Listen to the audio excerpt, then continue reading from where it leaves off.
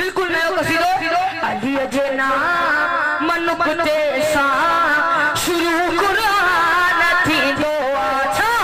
कयो बराबर सुबह सांझी कयो बराबर सुबह सांझी तकम आसान थी दो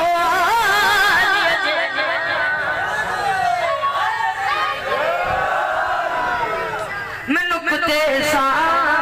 शुरू कुरान थी दो आखिरी हवाले तैदार आए शेर तवज्जो मुझे अली जे दर झुकण वारे खे मिलंदो वॾो रुतबो छा अली जे दर झुकण वारे खे मिलंदो वॾो रुतबो अली जो दर छॾण वारो वॾो परवान थींदो